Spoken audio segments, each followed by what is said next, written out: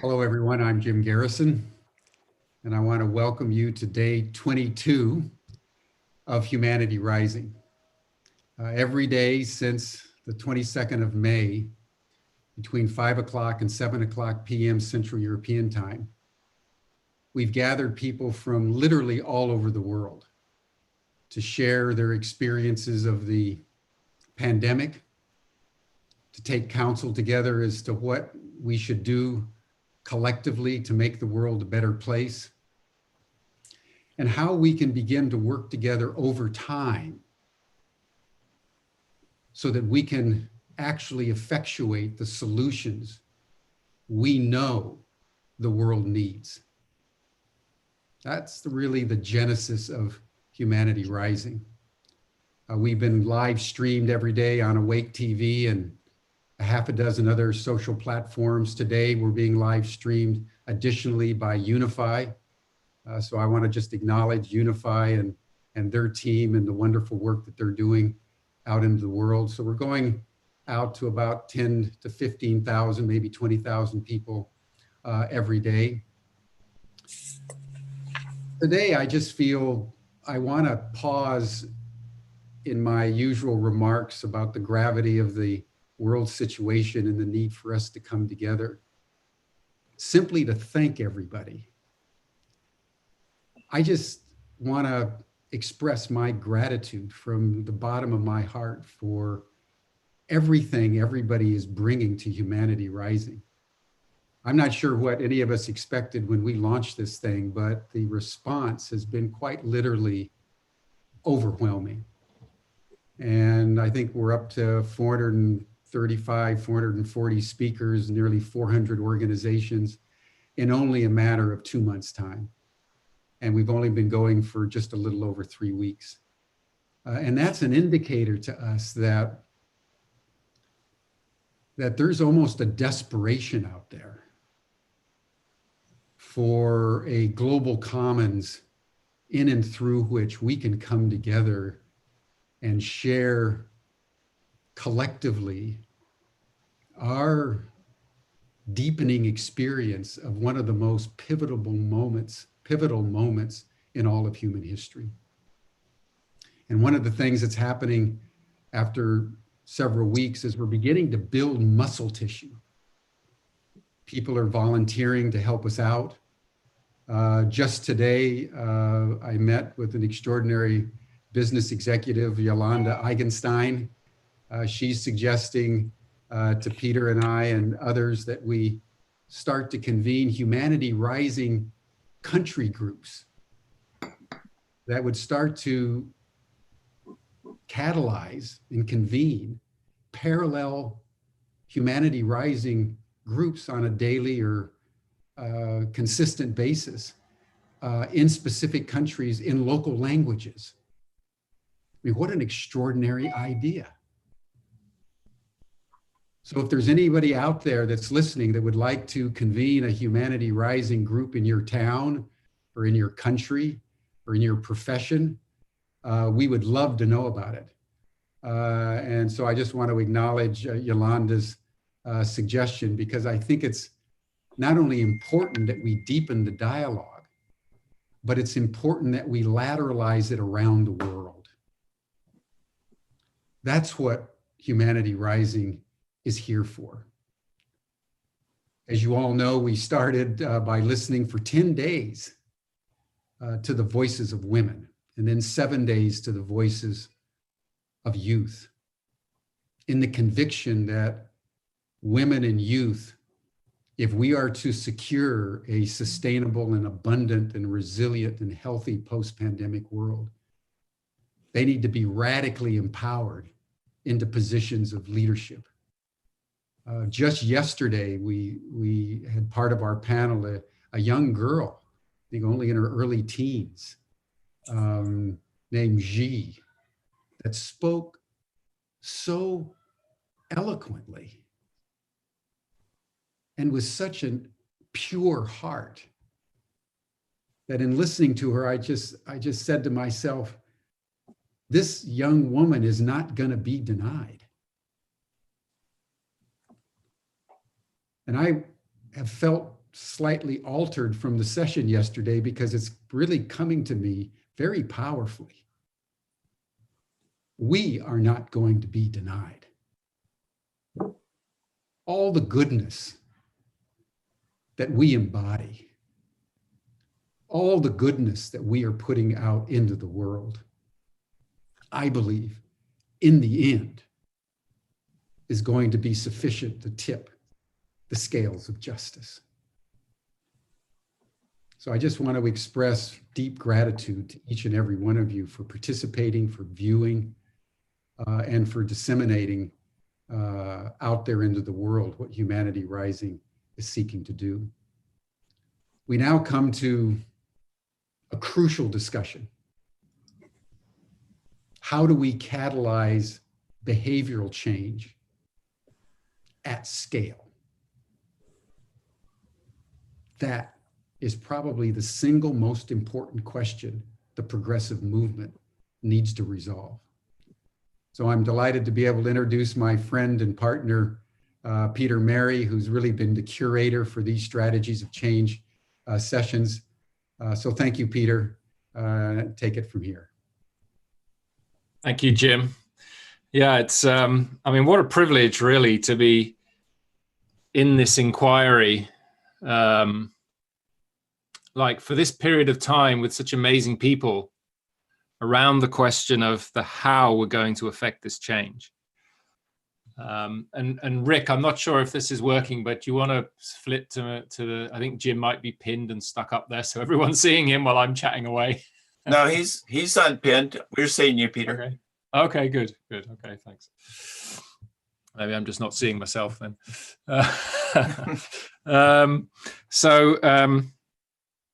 I mean, we've been like in this for 3 days or so, this inquiry now, and all these different perspectives that we've had are continuing to deepen our insight. And the nice thing about it is that people are recognizing that they don't have all the answers, that many of us have been trying for so many years to effectuate the change we want to see. And yet we haven't moved the dial enough on the critical indicators. So what have we learned from that? And today's panel, I think, is one of the most experienced groups of people I've ever been with in terms of people who have really committed their lives to making a positive change. And I'm very excited to see what they have to share in terms of their experience, their learnings, what they're sitting with now in terms of what they know they don't know. And for us to dive together after the individual presentations into that inquiry. So I will introduce each of them one by one as they come up to talk. The order we're going to do it in is we'll have Jonathon Porritt first, and then Jan Rotmans, and then Seleyn DeYarus and David Gershon to finish us off. And then we'll go into the dialogue. So let's get into it. So Jonathon Porritt, what an honor to have you with us. It was in the 1980s, late 1980s, 1990s that I read your work on green politics, and that really inspired me to get into that work myself and into the sustainability movement. And I know, you know, many of us don't know how many lives we touched, but I'm sure you've touched many lives in terms of your inspiration over all the years that you've been engaged in this. You were telling us earlier that you joined the Green Party in 1974. And you're still a member and stuck with it since then. So, and Jonathon then went on to form the Forum for the Future, engaging organizations and businesses in how to become more sustainable. And as he said to us before, has now kind of come full circle and is asking what is really what's going to make a difference. So I'm very curious, Jonathon, about what you're going to share with us. You're also launching a new book coming up, I saw on the 24th of June. So that's, let me remember, it was a clever title. It was like Hope in Hell, wasn't it? Hope in Hell, yeah. So Jonathon, give us some hope in hell. Yeah, sure. Just don't put a prefix in front of that, as in not a hope in hell. It's very much the other way round, okay. Well, thank you, Peter, and Jim, thank you too for those opening comments, which I think are entirely appropriate. It's a wonderful privilege to be part of this session and to be part of this amazing initiative that you've got going. It has been remarkable to see how it's grown and just become such an important thing. So absolute delight for me. In the briefing notes that Peter sent round to all of us, he wondered whether or not we would care to front up with our theory of change, just to see whether or not we actually have a theory of change any longer in this confused and troubled world. And it's not such an easy thing to find an answer to, actually, Peter, but thank you for the challenge. If I had to really put my name to something that works on the basis of my experience, I suppose, it would be something along the lines of change works best when people subscribe to a common purpose and feel empowered to play their part in securing that common purpose. And actually, that's, I think, lies at the heart of why we haven't made so much progress as you might have thought we would, given how irrefutably strong the physical evidence is of the need for change, and given how many political purposes there are, benefits which would flow from making that change. It is an extraordinary thing that we have made relatively little change. And all of us, I think, in that regard, as you were suggesting, Jim, we need to interrogate ourselves and our colleagues in this movement, why that is the case. And of course, over the years, there have been literally countless framings of what a more sustainable world, a more compassionate, just, sustainable, resilient world would look like. You can go on and on about them for a very long time. And they're usually framed around things like physical boundary conditions for what the human species can and can't do on this planet, improved individual well-being, improved collective or community solidarity. There's just literally no end to the different elements that you can find identified as part of what we might mean by a more sustainable world. But actually, I don't think we've ever succeeded in establishing a common purpose. I can't point to a manifestation of what that common purpose looks like that is so embracing, inclusive, and persuasive to enough people involved in progressive radical change, that's where we all decide, if you like, to stick our flag.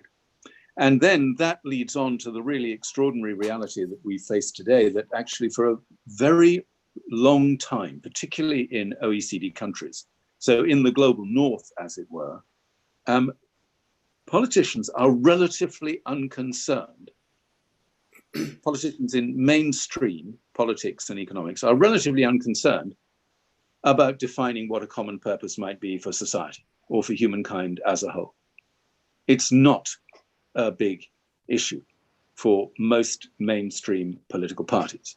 And for me, change necessitates political engagement along those lines. And there's a really devastating reason for that, which is that the pursuit of economic growth has become a proxy for what purpose looks like.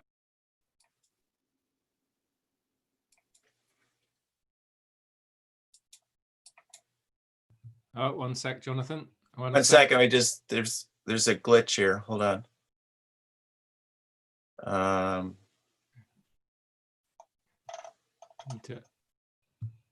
I need to unmute Jonathan there, Rick. Yeah, Jonathan, can you unmute yourself? There we go. You should be good to go. Thank you. Okay. Of course, I don't know where I got cut off in my sweep, but anyway, it doesn't really matter. So what I was kind of pointing to is that there is an extraordinary deficit in our political discourse today, which is the politicians spend almost no time at all. I am talking mostly now about the global north and the OECD, but they spend almost no time at all about what the common purpose for humankind might be.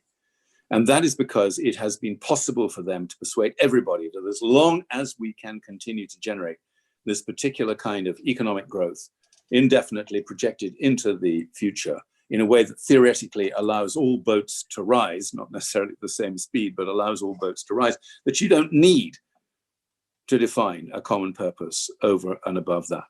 And what that has led to over many decades is the most astonishing dumbing down of political discourse in all of our countries. There is hardly any deeper scrutiny of what a common purpose for humankind might actually be. And you can see that in the most extraordinary way as we get involved in these wonderful discussions about building back better. How are we going to come out of the COVID-19 crisis in such a way that we end up with a better society for people than that which we had before we went into the COVID-19 crisis? And here's the thing.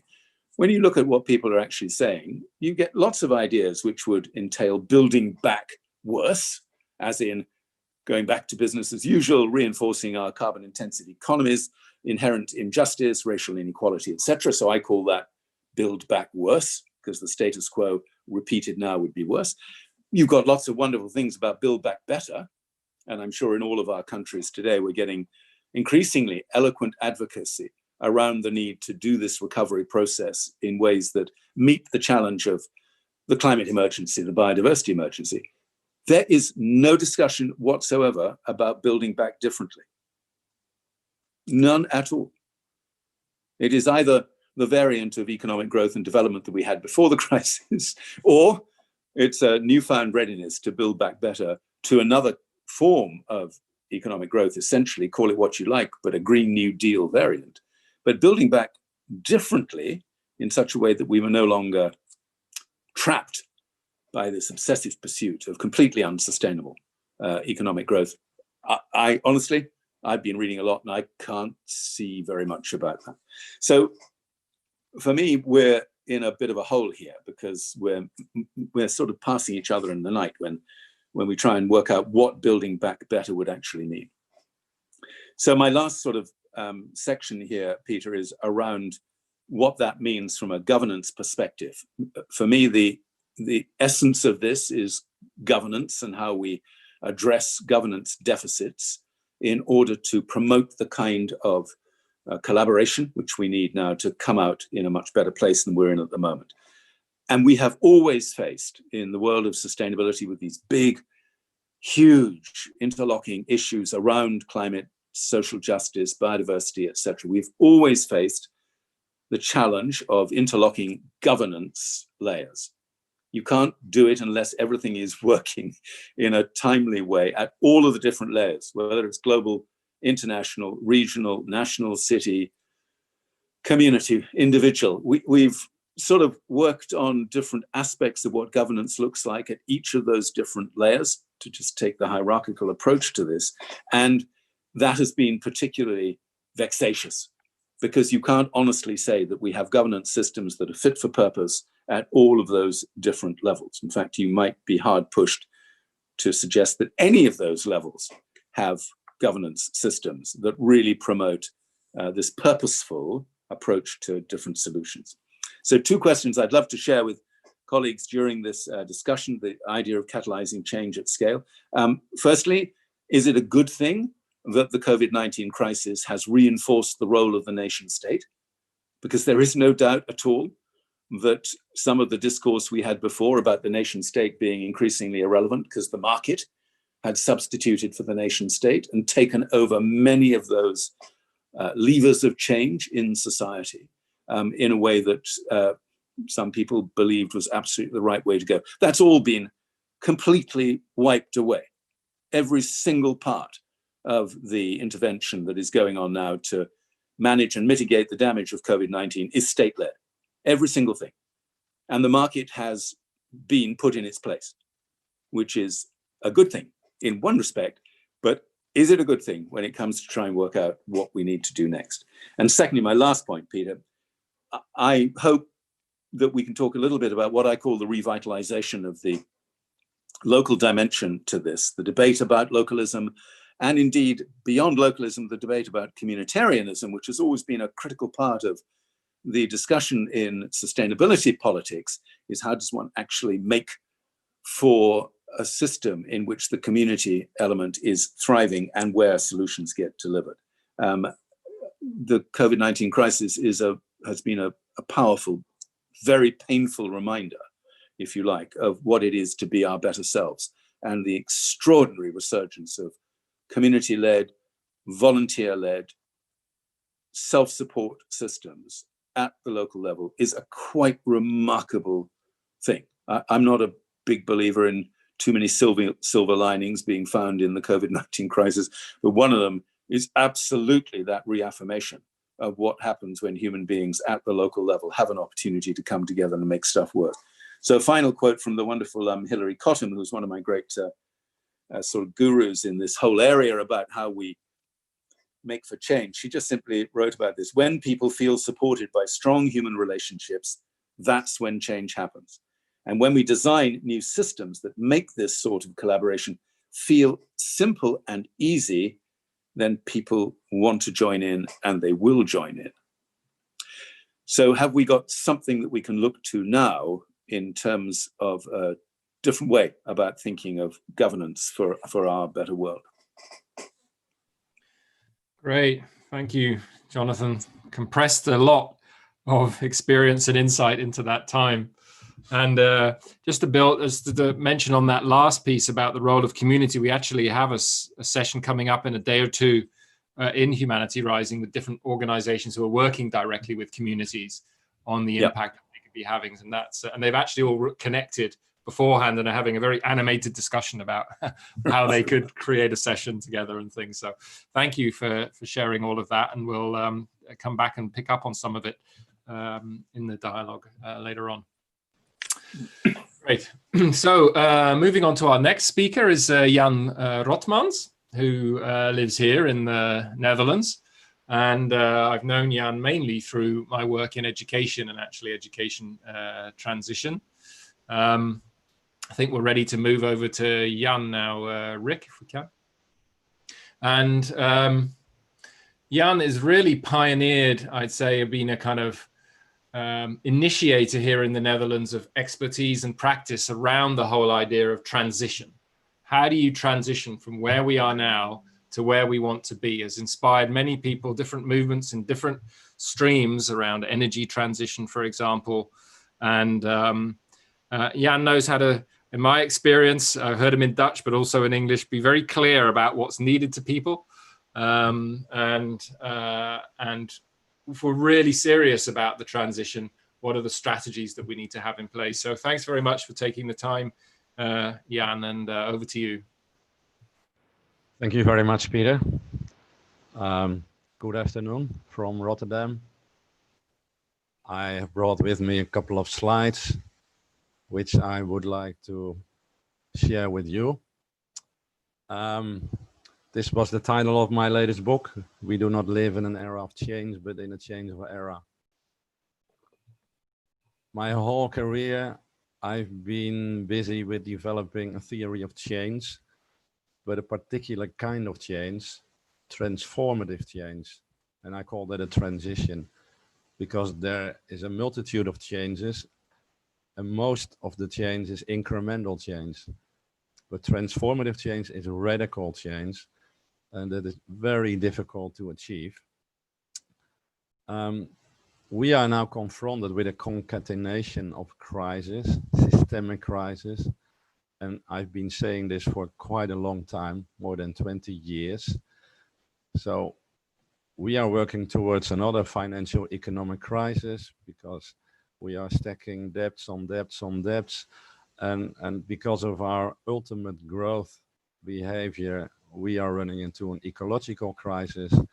I did my PhD on climate change modeling already 30 years ago, and my committee at that time said, this is controversial research into a problem that might not exist in the future, those times. So we've seen quite some transformative change over the last 30 years.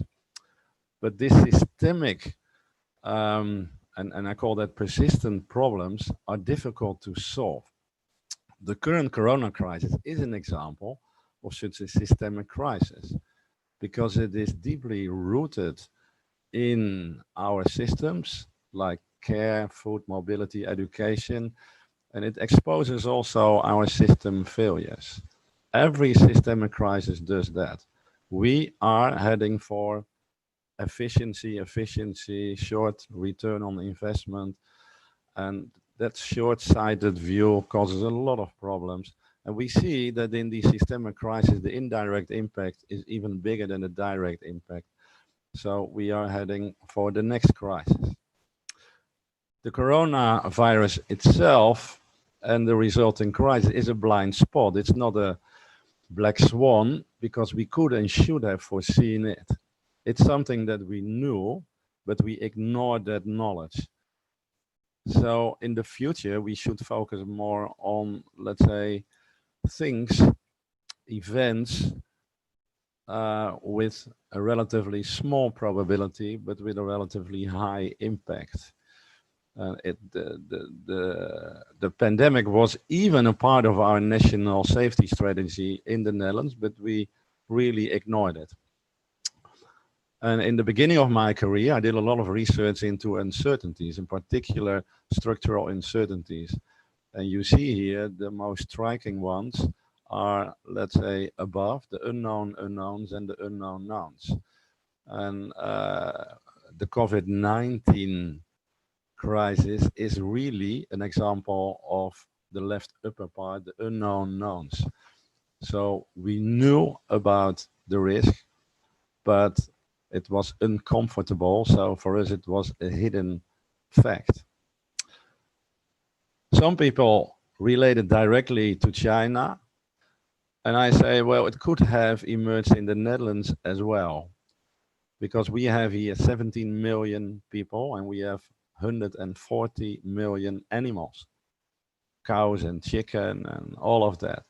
And if you are packing so many animals and so many people together, you run a high risk of these zoonoses. And we have seen that over the last 20 years. The deepest cause is the disbalance between us, humans, and nature, and the way we deal with animals. We feel superior to nature. We are destroying nature. And that is the reason why these systemic crises occur all the time. This is a picture of Congo. The people are digging here for cobalt, and we need it in our iPhones, for instance. We are penetrating areas where animals carrying zoonoses are living. So this is not our usual habitat. This used to be the habitat for those animals carrying these viruses. So if we do not really change our behavior, there comes another pandemic with even more impact. We know that. The deepest cause is the ecological crisis. We call it the Anthropocene. So for the very first time in human history, our impact becomes visible. We destroy more ecological capital than financial capital. We generate and produce at the cost of the earth. We borrow resources from the earth, but we don't pay back. And that brings us to an ecological deficit that's huge compared to the financial deficit, 35%. So we know that we are running from one crisis to the other. For instance, the social crisis, the climate crisis, in my viewpoint, will have even more impact than the current one. Much more, I think. That will confront us with severe periods of extreme weather and the economic crisis and the geopolitical crisis. So basically, we are struggling from one crisis to the other. For those who think that I'm pessimistic, that's not true. On the contrary, because from all my research, it indicates that these crises are a blessing in disguise. We are stubborn people. 90% of our behavior is common behavior, usual behavior. Real behavioral change only takes place during and after crisis. We've seen that there's a lot of empirical evidence. We also studied these systemic crises, and what occurs is that only a small group of people is changing its behavior after a crisis, 5 or 10%. So we need a series of those crises to really change.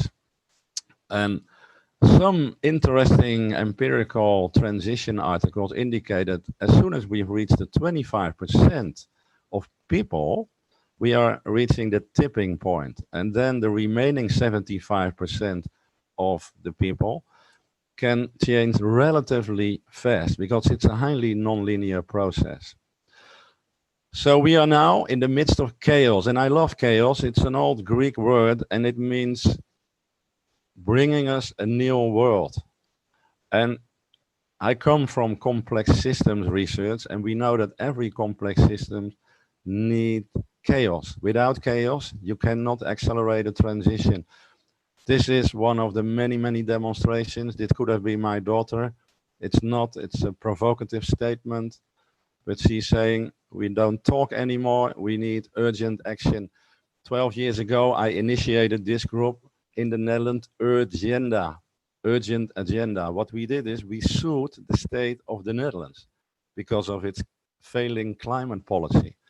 And everybody said, you have no chance. And we won. And we won again in higher appeal, and we won again in highest appeal. And after 5 years, we have forced the government of the Netherlands to reduce the greenhouse gas emissions by 25%. And this example has been mimicked by many other groups around the world. So a small group of people can really have transformative power. So we do not need a bit of change, but radical transformative systemic change. And that is basically a three-way change in the way we think, in the way we act, and the way we organize. And after all these years, I've experienced that the basic thinking is the hardest to change because it's deeply rooted into our value systems and paradigms. And that takes time. It takes time. It's really difficult. It's threatening to many people. And that is the reason why we haven't seen too much of that transformative change. When I started my career doing transition research, I was totally ignored. Later on, people started laughing, but it is all over the place now. We are living in times of transition. You see them in each and every domain, in the energy domain, mobility, healthcare, but also in education, building, city development. We don't know how to handle exactly these transitions, but we've been trying to develop interesting concepts. The reason why it takes so much time is that it is a shift in power. And there's an enormous resistance from those who have the power, I call that the regime, towards those that want to get the power, the niches. So there's resistance from politics, from big institutions, from big companies. It is really a shift in power, and it takes at least 2 generations to realize that. There's a multitude of drivers behind the transition. Most people focus on technologies and economic shift, but most importantly is our behavior and the societal pressure we can put onto these systems. So we developed some principles of transformative change. I mentioned a few. Transformative change is an evolutionary process. That means it goes in segments and different groups. It starts with awareness raising, then changing attitude, and then behavioral change. And it never starts with a big group of people. It always starts with a relatively small group of front runners, then the front runners of the peloton, then the peloton, and then the laggards. So in the way we try to influence this, we always start with a small group and deep support, and not a broad group. That only leads to compromises. And we found different kind of change agents. You have front runners, connectors, topplers, you have builders and also destroyers. We all need them. So we developed a concept called transition management or government. It's not a panacea. We have empirically tested this in 25 countries, sometimes successful, sometimes less, but at least it generates a kind of interesting dynamics. It all starts from a common idea, common goal, a vision, then experimenting with radically new ideas, then learning from it, then going back to your vision. And it's a kind of a spiraling idea. To round off, systemic change means really the reform of our basic systems. And there comes all the resistance in. For instance, in Europe, most of the subsidies go to the agricultural system, 1/3, and we really need to reform that. The same holds for the mobility and the industrial system. What we have found out is there's a two-way approach that might be successful, top-down and bottom-up. We need to put pressure on the major systems, and we need to change the systems from inside. And social influences can play a key role in that systemic change. So what we are seeing now is the enormous impact of the Black Lives Matter movement. And what we also see arising is a kind of a pendant. I call it the climate lives matter, but you can fill it to your own perspective. But we need to focus more on social movements, not on institutions, but let's say movements, because governments have difficulty in grasping social movements. They are out of control now, and we can profit from it to, let's say, stimulate and create those social movements.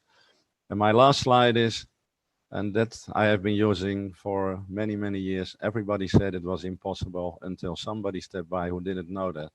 And that was me. Thank you very much. Great, Jan. Wow.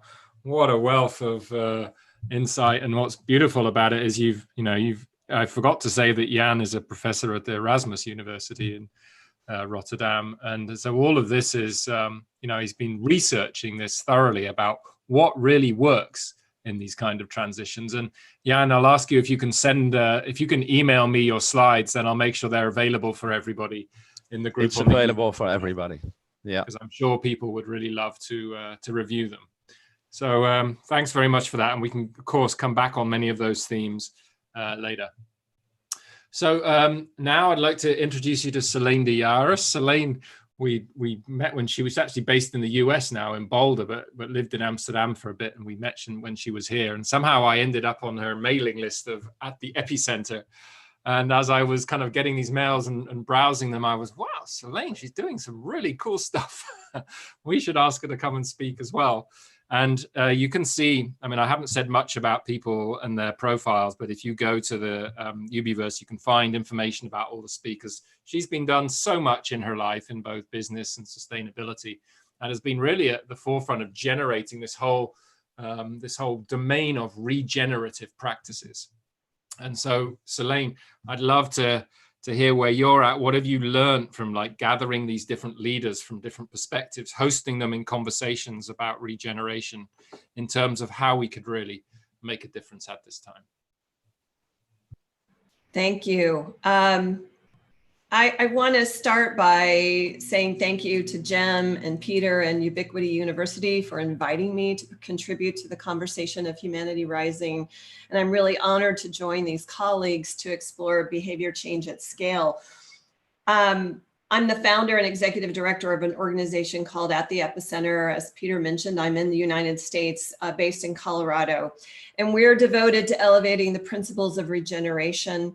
We're cultivating global alliances across industries to ensure business is leading the effort to heal our earth by transforming agricultural systems, which Jan mentioned in that list of systems that must change, to be sure that that will contribute to the well-being of people and place.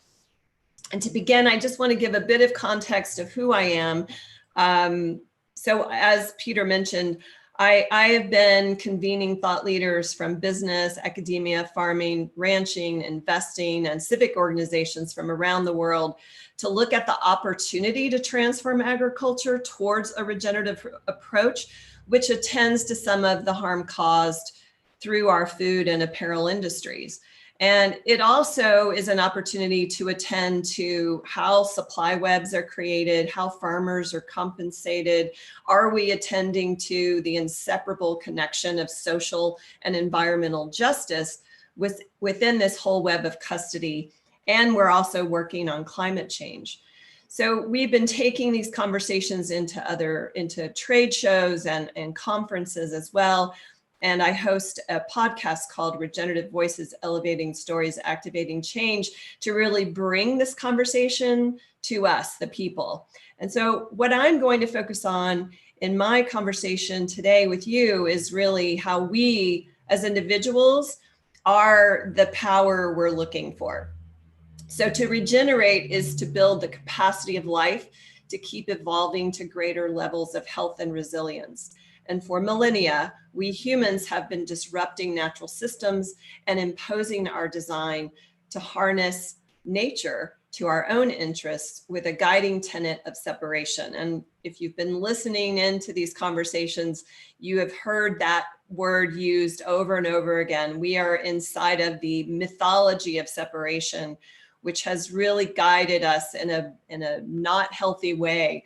So we've seen ourselves as separate from nature, and as nature, it's something to be molded and harnessed to our ambitions. So this underlying premise of separateness has infected our perceiving of both one another and the rest of life on Earth.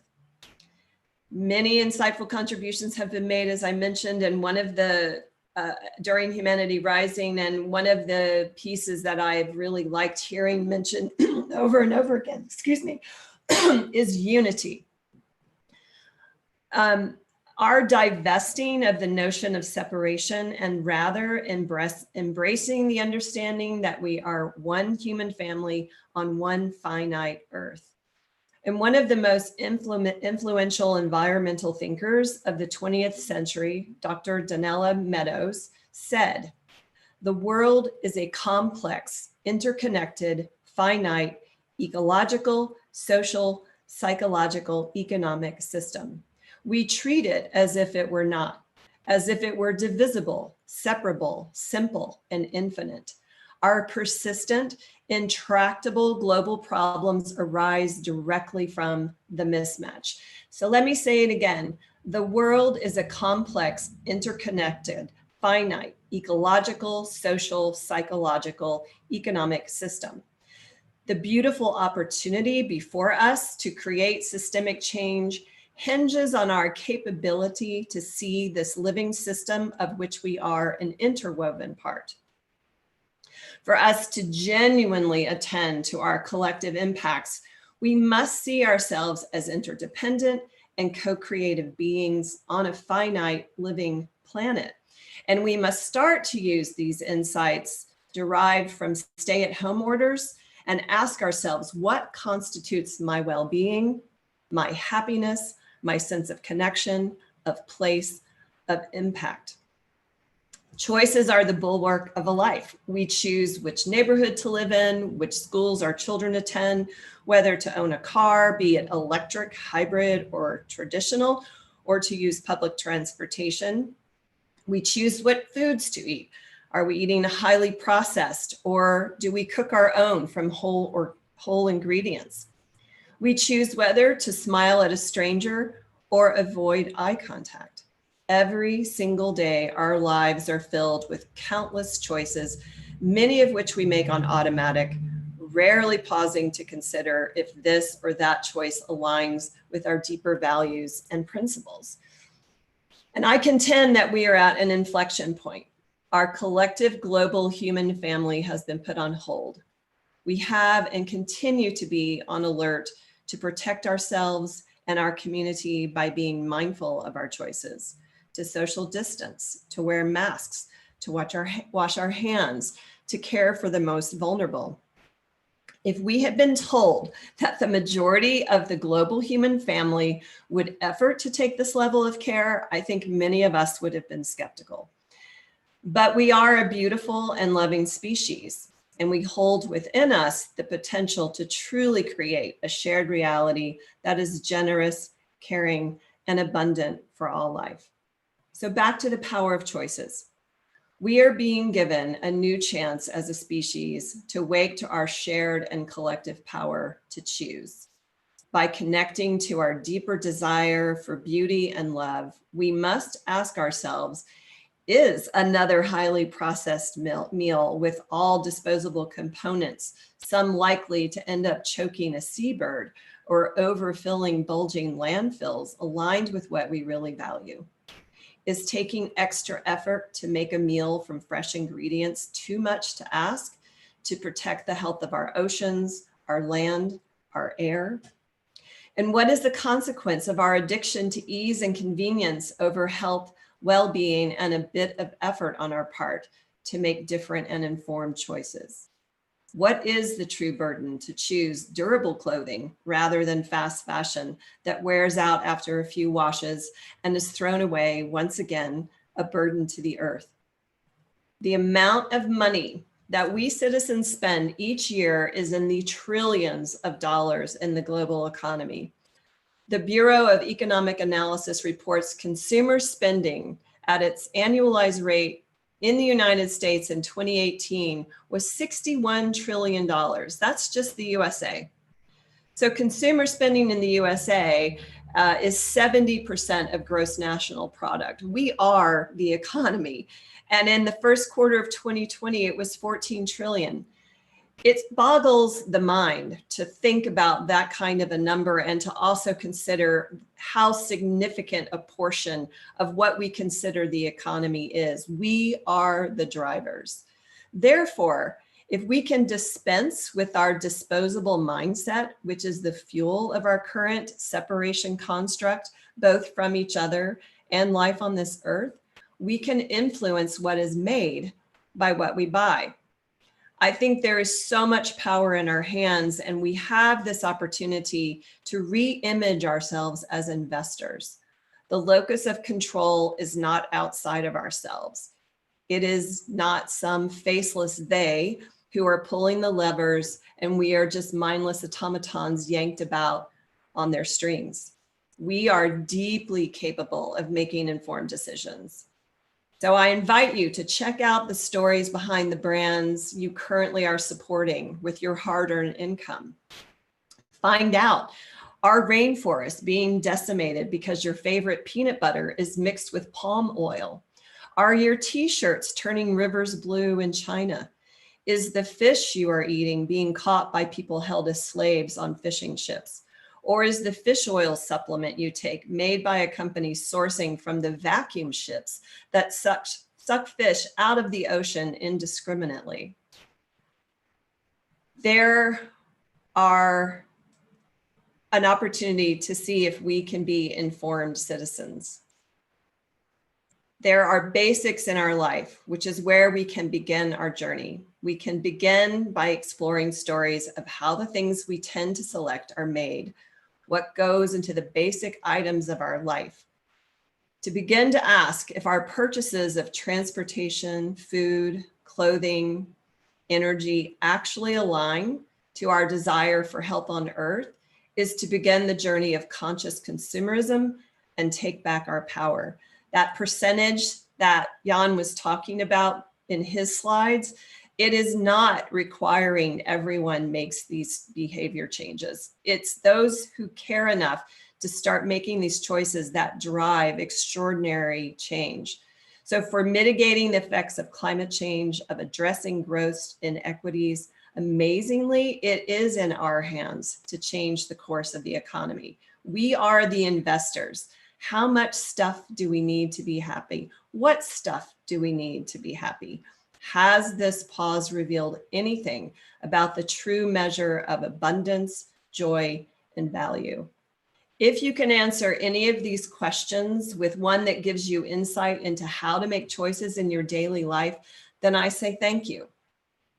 If we each make a new choice that has not been part of our daily regime, such as buying pasture-raised eggs or not buying a new pair of shoes because we really do not need a new pair of shoes, or leaving our car parked and taking the tram, or rather than buying new, buying something used, or rather than buying something mass-produced, looking for an artisan option. There are literally countless choices in each of our days that we can align with our higher principles of caring, unity, health, and regeneration. Make it a family game to identify what options you have to be part of the solution to help make the earth healthy. Refrain from plastic straws, refrain from plastic water bottles. We've heard these things. Refrain from meat from animals who live in misery and factory farm. Support local farmers. Buy locally produced meats from animals who live their life in dignity and with respect. Eat more plants. You are the answer to the problem. We are the power we seek. We shape the future through the power of our choices. And in the convenings that I produce, That is the fundamental issue, that companies are leaning forward to find out what you want from them, and they will respond. So it is fundamental that we recognize where the power really lives. It lives in us. We are it. So there doesn't need to be some overly external orientation to how we make the difference we want to see in the world. We are the difference we want to see in the world. So take that on. Encourage those you know to embrace their role as an investor. That's going to be our ticket forward, my friends. Thank you very much. Thank you, Seleyn. Great. Right on the dot with your 12 minutes. Much appreciated. And yeah, thanks for bringing in that complementary perspective on the power of the individual, basically, and their choices to make a difference. Critical. We all, rather than giving away our power to others and requiring them to make the change, making sure we reclaim as much of the power that we have to make those choices. Beautiful. Absolutely. So important. Thank you, Peter. Great. So, and last but certainly not least, David Gershon, who I've only got to know recently, but have heard many stories of over my lifetime. Somebody who has really dedicated his life to this question of behavior change, and from a theory quickly turned it into a project with deep commitment, engaging lots of different people at different levels, and then continually learning about how has that worked? So like almost a non-stop prototyping and learning process of how to really get people to make the choice changes that Seleyn described, to make those in their lives. How do we actually make that happen? And so very much looking forward to your story, David. What's the core of what you've learned in terms of how we can affect this behavior change at scale? You'll just need to unmute yourself, David, first. I think I'm now unmuted. Am I good? That's it. All right. Thank you. Jonathan, Jan, Seleyn, thank you so much for your beautiful thoughts and ideas and good work. Peter, Jim, thank you for the opportunity to offer my thoughts and my passion. And to everyone listening, welcome. So the name of this brief talk is called Reinventing the Planet, Achieving Behavior Change at Scale around the 5 evolutionary drivers. So I have spent my entire life, my entire adult life, asking the question, how?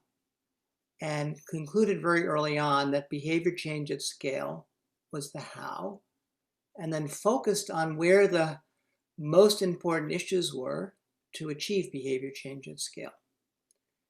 And a brief description of myself, I feel most comfortable in the space of the impossible. Where people think it's impossible is where I tend to hang out. What I've learned is that what's required to operate in the space of the impossible is to be a dreamer. And being a dreamer means that one is open to new thoughts, new ideas, new possibilities, and is often written off early on as being a dreamer. But that's what we require. We need people who are willing to think and create and envision at new levels. And what happens when you start to show up in the space of the dreamer is that you bump up against the limits of the world views and the current knowledge that is currently in play. And so if you're going to play in the world of the impossible, you have to change worldviews and current knowledge, because that's why it's defined as impossible. So rewriting our worldviews, inventing new knowledge systems and social change strategies that go with them is where I spend my life and love playing. My initiation into this space was in 1986, when the world was in this very profound moment of confrontation and nuclear holocaust was a possibility. And I organized an event called the First Earth Run, where we passed the torch of peace around the world. It was a non sequitur. It wasn't business as usual change. We engaged 25 million people, 45 heads of state, 62 countries, and through the media, 1 billion people watched this fire encircle the earth, and it opened up a new possibility in people's minds and hearts. It shouldn't have happened, but it did. Why? I want to share 3 reasons, and I want to put them in the context of the moment we're in right now. The first is what I call the metaphysics of change, which is there was so much contraction that it forced expansion. We are here now. The world is ready for change because the contraction is so profound, as the previous speakers have described. So we have the wind at our backs if we know what to do with it. The second is whole system change. We brought the bottom up, the top political leaders of the world with the top down, rather, with the bottom up, which was the people who were wanting to be part of this change. To Jonathan's point, we created a common purpose and empower people to show up in it. And therefore we had success. That's where we need to go now. And there are ways to get there. And the last is what I call social creativity. We create a solution at a higher level than the problem originated from, to paraphrase Einstein. So we aren't going to solve the problems that we face with the same solutions that we have been using over the last decades. Which brings me to a deeper question, which is, what will it take to solve these problems? And how do we see the world through the eyes of a transformative lens, as Jan was referring to? As part of the Earth Run, I got initiated by a woman named Grandmother Caroline into the Hopi prophecy. And when the torch was initiated on its journey around the world, she said something to me that was very profound. She said, this is the beginning of a great turning towards 1,000 years of peace. And she said, but in order to achieve that, you need to know how to interpret the signs. And they are not what they look like on the surface. You need to go below the surface, and you need to see what's really happening. So what is COVID-19? From a transformational moment and perspective, it's a global unity event, the first of its kind on the planet. When have we ever united? In war, we united against another, but this is the first time we've ever had to come together as a collective. And we've also seen what behavior change at scale looks like. That's the pattern that is emerging when we know how to see it. The martyrs for racial justice are uniting the world in common cause. Climate change is an opportunity for common cause around an extinction level threat in which we only have 10 years to resolve, which is kicking in what evolutionary biology calls punctuated equilibrium, which comes out of this notion at a certain moment in time, we can move from one level to another rapidly, punctuated equilibrium. And then the last thing is that our social systems are melting down, which means they're unmoored from that which keeps them in place. When they're unmoored from that which keeps them in place, they can move to a higher level of performance and social value, which is called second order change, which is my work, how to do second order change. And the how-to knowledge that I've been building is all about that process.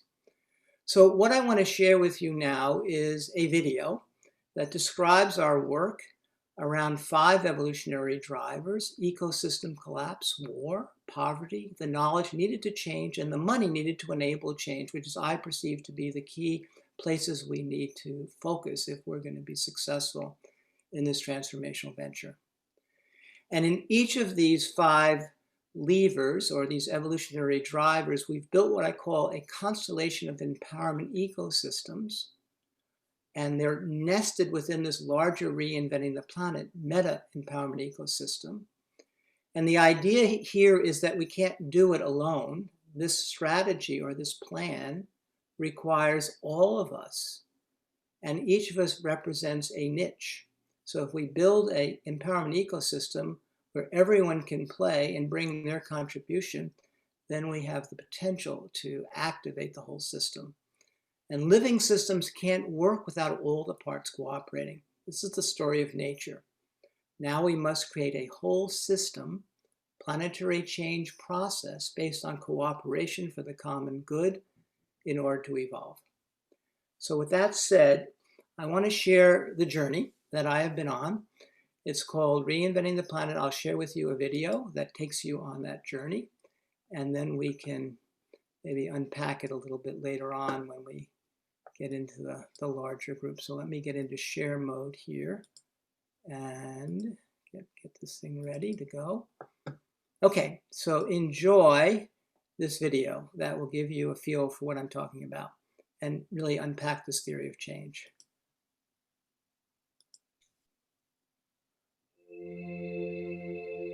Humanity is at a critical juncture in our evolution.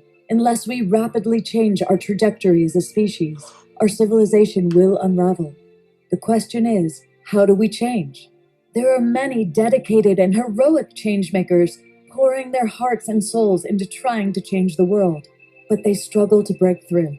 What if the problem was not the world's unwillingness to change, but the approaches we use to bring about change? What if how we thought about social change and what people were capable of achieving was the problem? If we wish to change the world, we need to first change the way we think about change. The mindset for a new approach is best described in the provocative Apple ad, "Here's to the crazy ones." They see things differently, are not fond of rules, and have no respect for the status quo. While some may think them as crazy, the ones crazy enough to think they can change the world are the ones who do. These are 3 questions the crazy ones must ask if we want to change the world. How do we reinvent social change? How do we reinvent social activism? How do we reinvent the planet?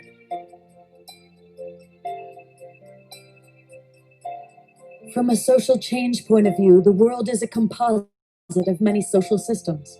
The complexity and discord in the world today have placed multiple stresses on these systems, causing them to become unstable and break down. When a social system is not tethered to something that keeps it in place, it can not only break down, it can also break through and evolve to a higher level of performance and social value.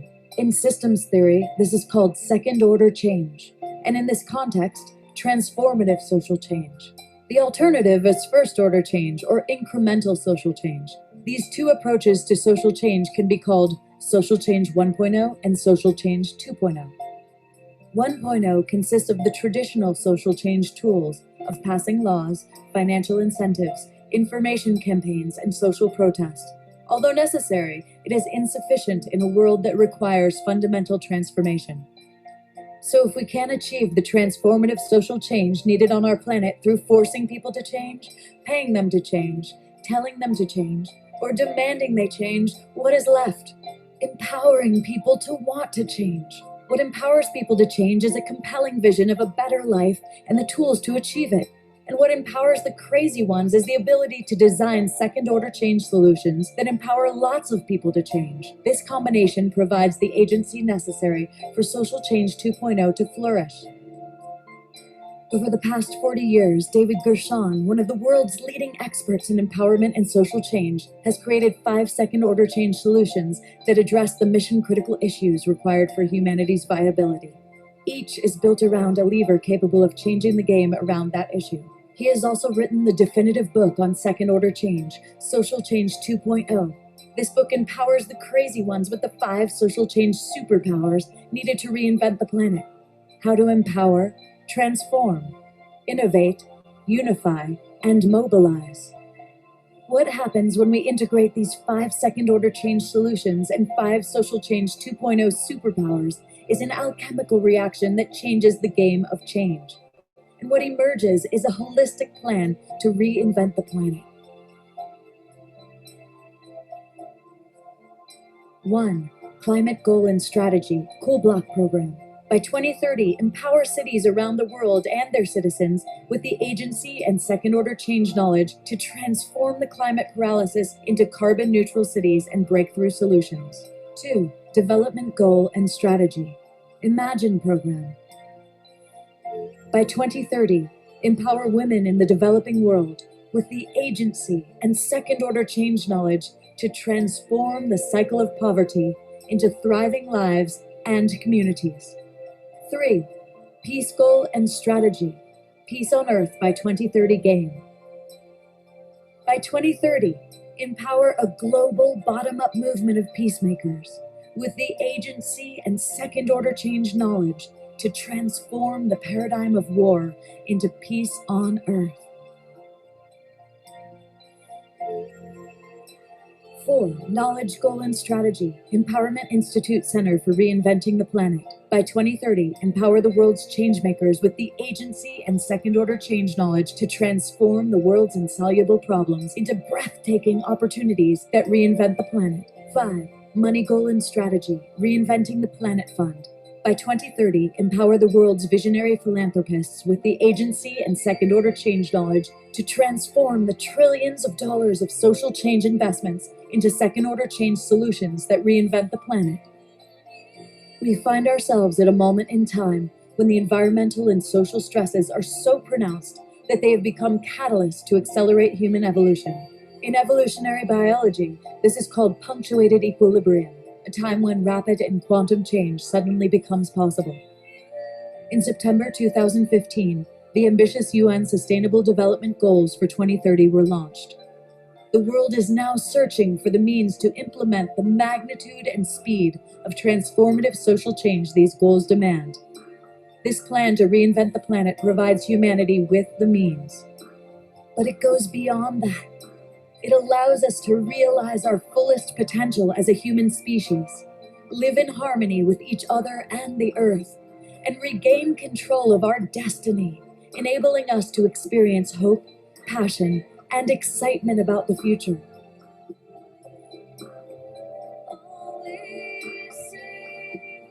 Please join us for the greatest adventure of our time, reinventing the planet.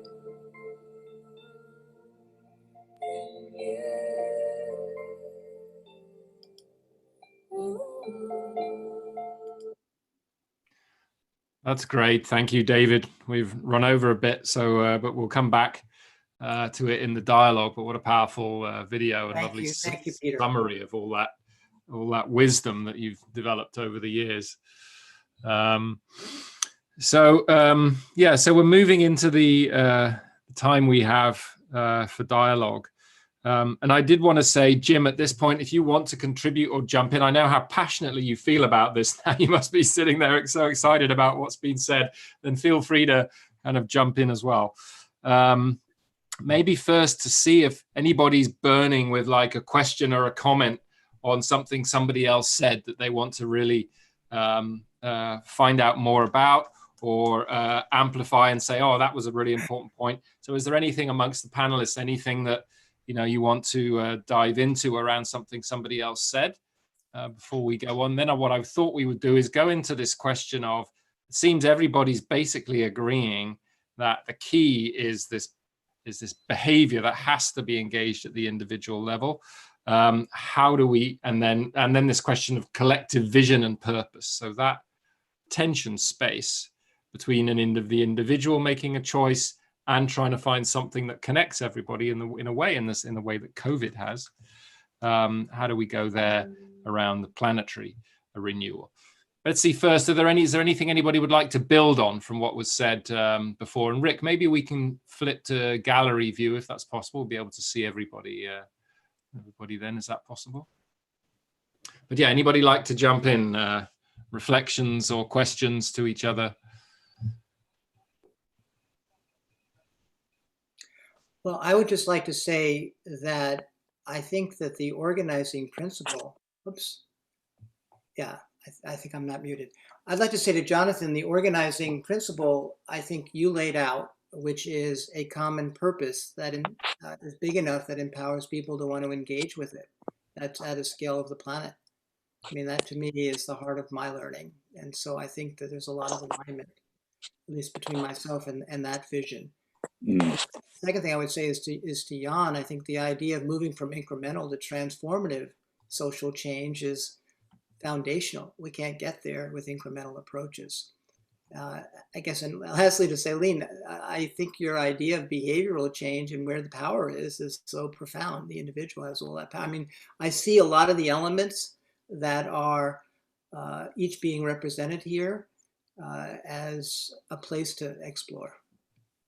If I can just tag on to what you just said, David, your video, I think, helps coalesce us into the fundamental that we have to have a new image of the future that we want, and to advocate for the potential, the beauty, the capacity that we each have to contribute to that outcome can't be understated. I think if we could put a lot of exclamation points here, that would be, to me, most significant, that we can't underestimate our individual agency to be a force for that which we want in the world, and that if we align to that as our kind of North Star as an individual, we know we're joined by others. And that, to me, is a very uplifting realization. And I think COVID has shown us what we are capable of when we have to act with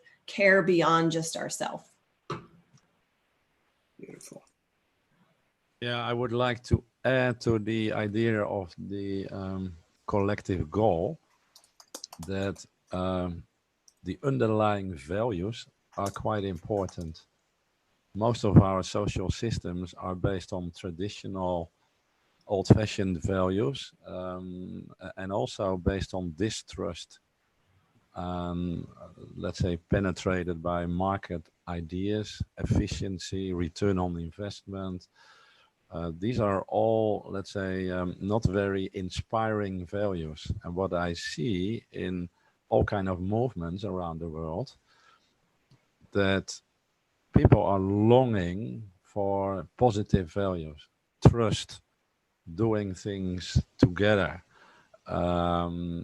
Never ever has transformative change be realized from cynicism or pessimism or negative values.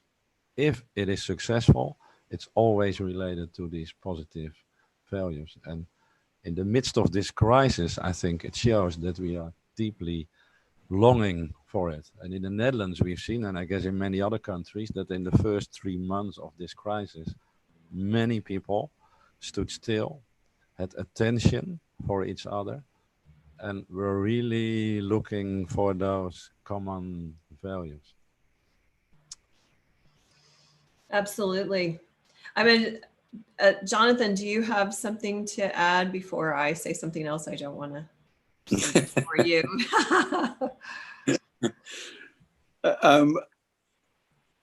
Yeah, well, at the risk of sort of spoiling the party a tiny bit, I think individual responsibility and actions based on individual responsibility has been a common thread in sustainability thinking and in social justice movements forever, really. And it is perfectly true that the changes that we do need to achieve cannot be achieved without individuals stepping up and playing their part in that. But the bit that I have to push back on a tiny bit, Seleyn, is whether that is going to be the primary impulse that changes deeply rooted, corrupted institutions and systems. And one of the disadvantages of having been around for so long, banging my head against a progression of different walls, is that I have seen the concept of individual green consumer responsibility come and go on at least half a dozen occasions going back to the mid-1980s, and I'm sure you have as well. And there have been peaks of concern and peaks of excitement about personal responsibility through the act of consumption.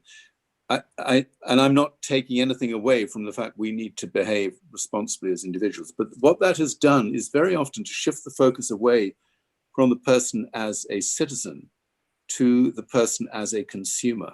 And the problem about that is it has indirectly reinforced concepts of what it is to be a human being that play into this commoditized, profit maximizing, market-based economy, because that's what we are as consumers in the world. So my worry always about that has been that it can actually downplay the critical nature of people as citizens, actively, and I would say politically engaged citizens, rather than the individual as consumer. But it's all these things are kind of mixed up in the process. Well, I don't disagree with you. I think it's an and, because I really don't like the word consumer. I certainly don't want to be thought of as a consumer. I much prefer citizen. And I think I use that word a lot in my work to help reawaken to people that that is a highly responsible construct.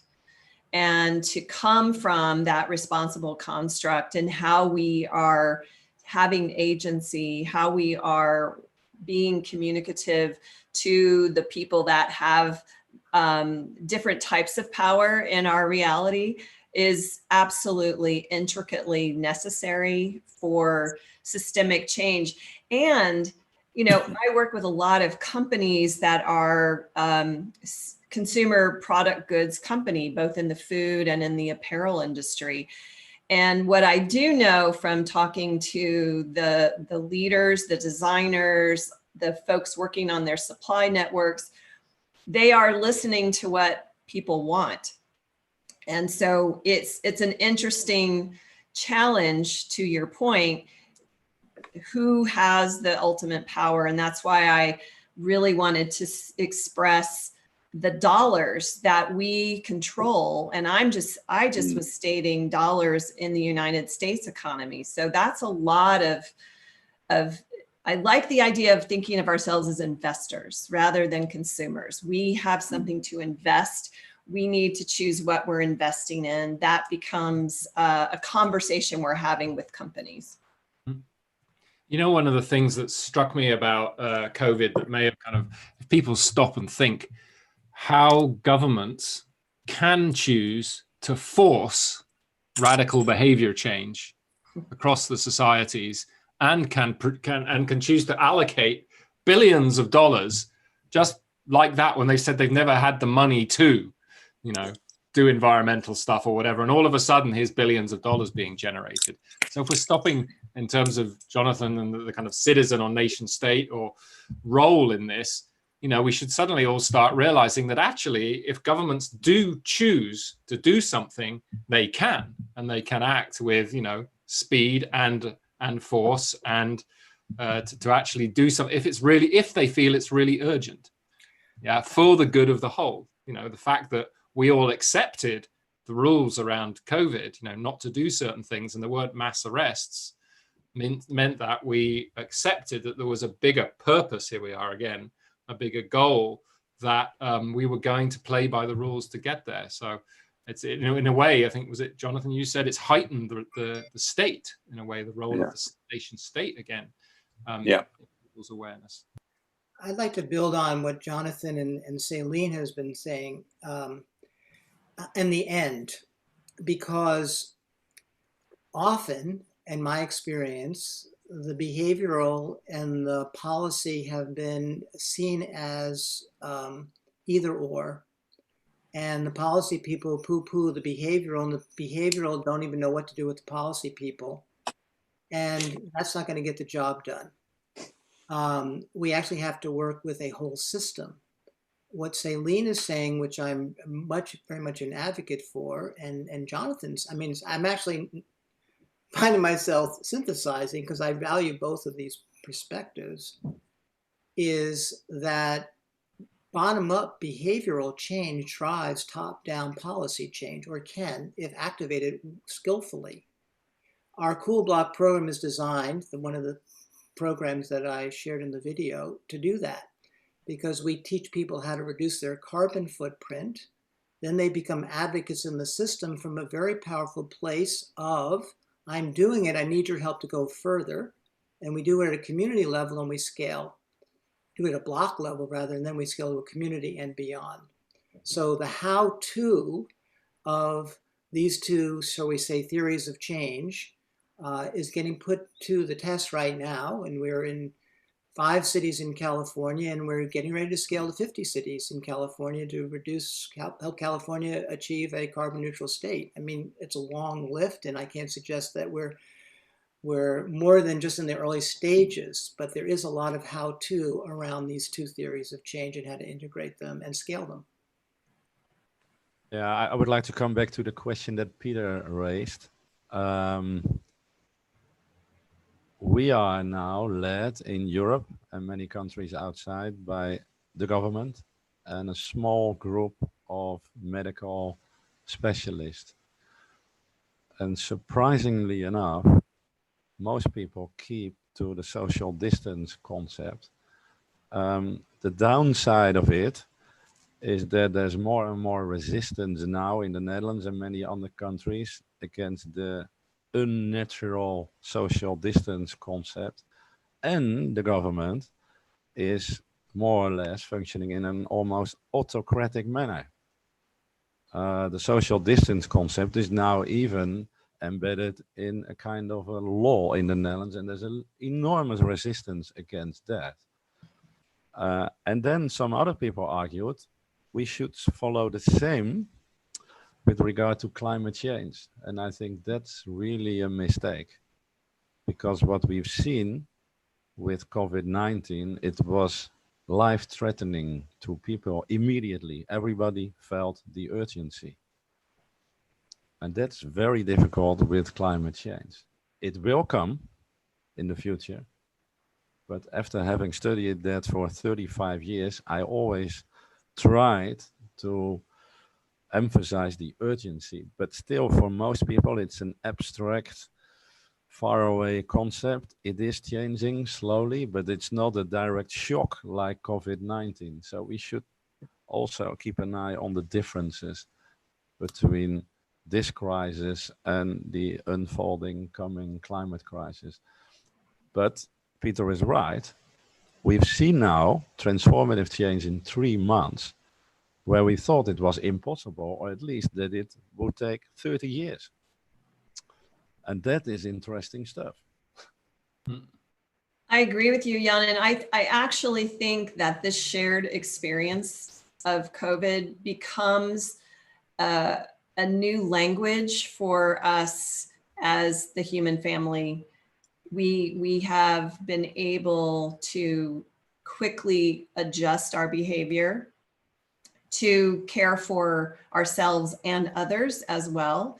So I think using that as a platform for having the hard conversation about how do we attend to an unhealthy planet, and how that is also in part why this disease entered into the human experience, is all of the ways that we are encroaching on the wild spaces and wild animals interacting, etc. It's like there has never been a time where we can have the kind of unifying conversations where we can have people see that we are connected, and it's not something we have to overly convince them of. We have now an experience that's shared that makes it much more clear that we are one human family on this planet, and we are all in this together. And I, for one, find this a very hopeful sort of silver lining of the COVID-19 global pandemic. Mm-hmm. Yeah, just on that, Seleyn, that kind of global connectedness, and just to challenge something, Jan, you said earlier, like change never comes from negative values, you said, right? Only positive. And yet it seems to be that it's the fear around COVID initially that really stimulated people to take it seriously. And if we look at the success in a way of the Extinction Rebellion movement, their story has been, you know, we're going down the plug hole. You know, we're nearly done as humanity. We need to act now. So it's been almost a pessimistic view that has actually galvanized a movement. Much as it has been playful and in its expression, the underlying kind of energy was one of potential negativity.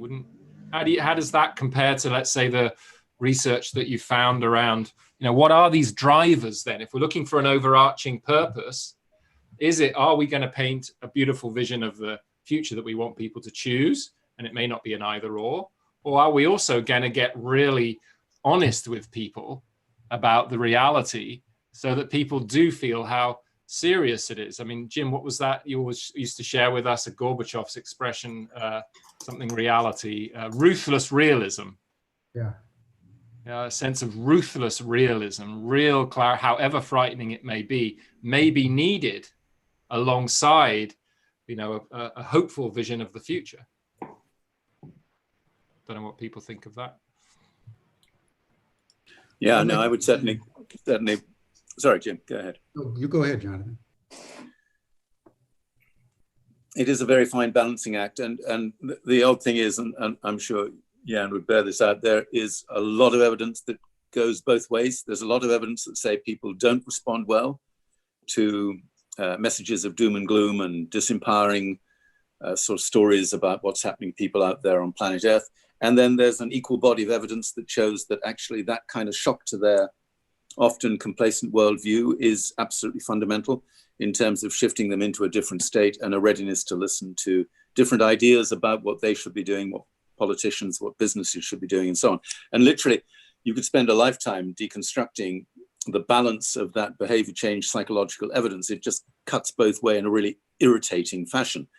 The truth is, you can't do what you need to do to help people get their heads around climate change without, using Extinction Rebellion's phrase, without telling the truth.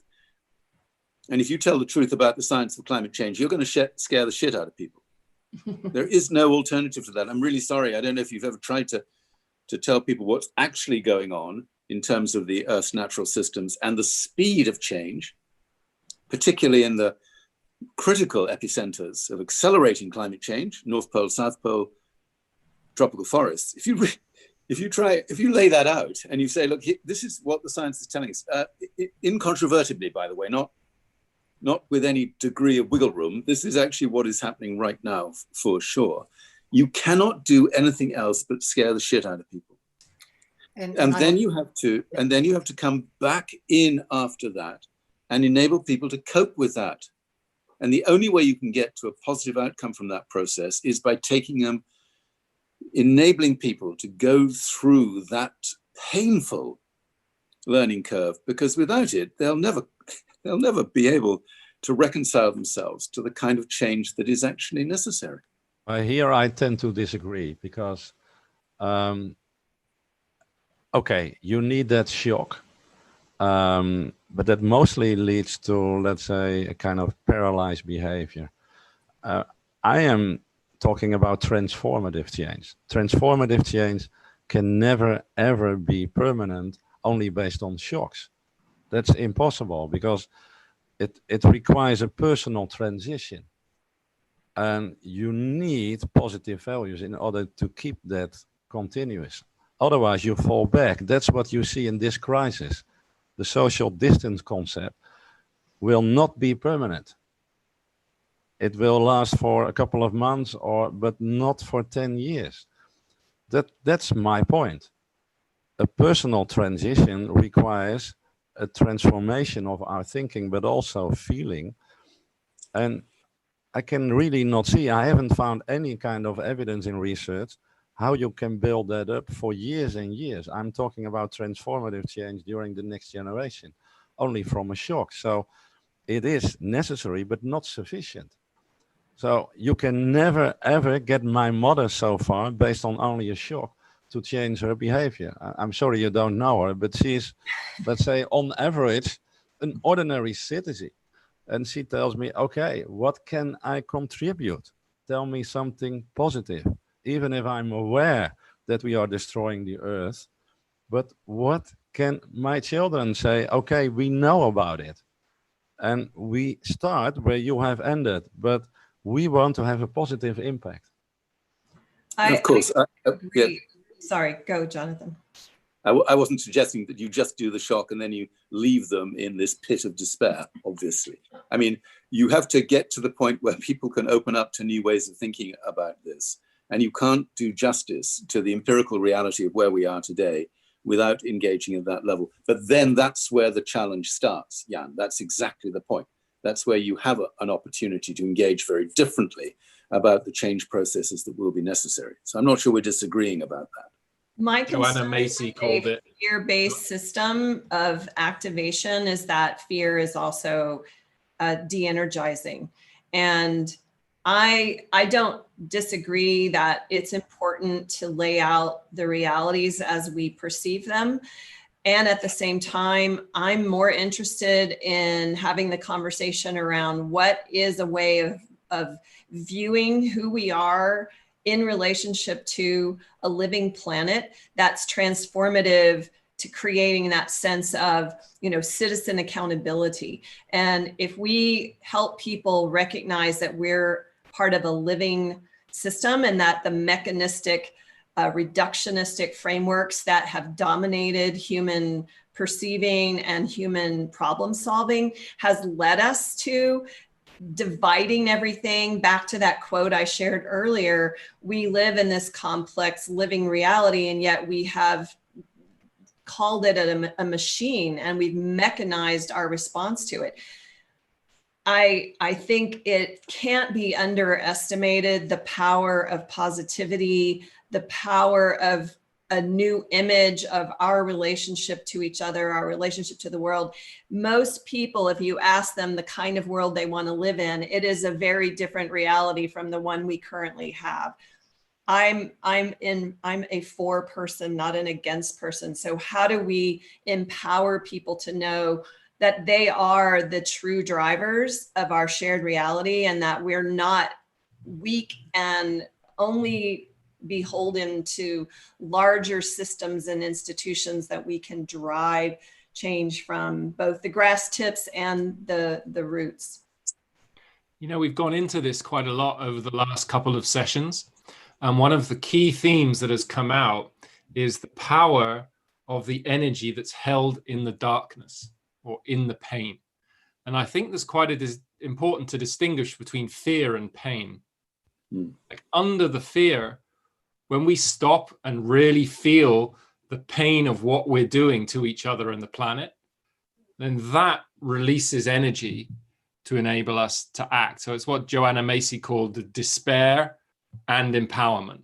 But without the despair, without that deep work of the pain and connecting to that energy, it becomes very kind of, hippy dippy, oh, nice world, we'll go to this future, without being fueled by the real gut energy that we need to actually break through the current systems and create something new. So again, of course, it's not an either or. Maybe it's a useful reframe to think in terms of pain and trauma, actually, forgetting that we are the earth is quite possibly the deepest trauma that we collectively hold.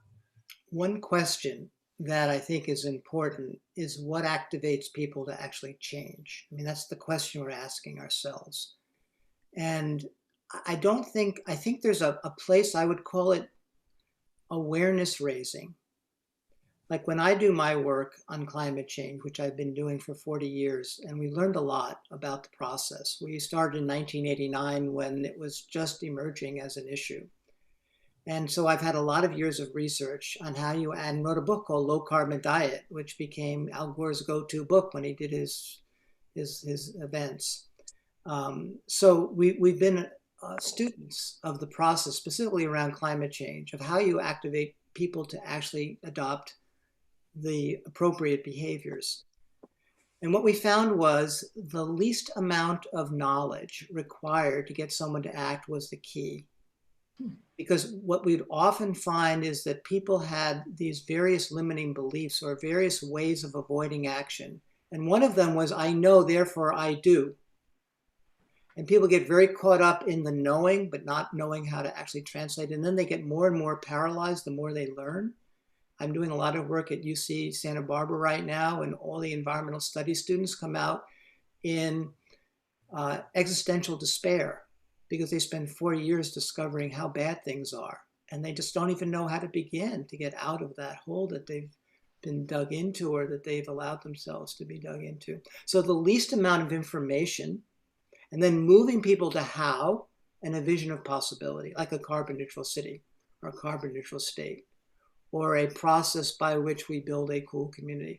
Whatever it is, the more powerful, the more compelling, the more well articulated the vision, the more we can pull people on the journey. And now they have a pull rather than a push. And the pull is what moves people on the amazingly demanding but profound journey of transformative change at a behavioral level. So important questions for us to really grapple with, I think. Yeah, I agree, David.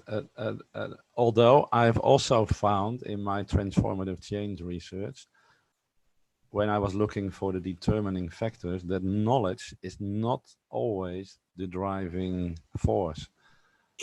It is often led by emotions. Indeed, like Peter said, fear, pain. I have been at the South Pole, and I spent there 2 weeks, and I talked with dozens of polar researchers. I felt the pain over there. After having done for decades, let's say, developing that knowledge, but never ever I felt the pain there. You see the fragility of nature. And of course, you cannot see directly how we change it, but you feel it.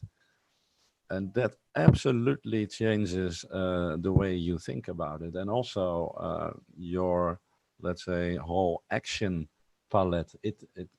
It's much more driven by emotions and fear and pain than by knowledge. That's what I found and personally also experienced. I would agree with you, and maybe let me fine tune my words. The knowledge, meaning knowing what's going on. You can experience that emotionally, you can experience it intellectually, but the main thing is not to dwell on so much information as a way to activate change. The bottom line is once people are awake, however they get awake, through an emotional experience, through learning the facts, but I would say the emotion is the most profound by far, then give them the pathway to move into action so that they can translate that into something that gives them a positive pull into the direction that ultimately they want to go if they know how and the world needs them to go. Jim, you've been trying to say something.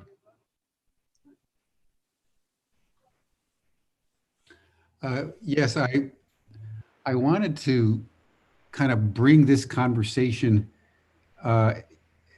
into a fine point around what just happened.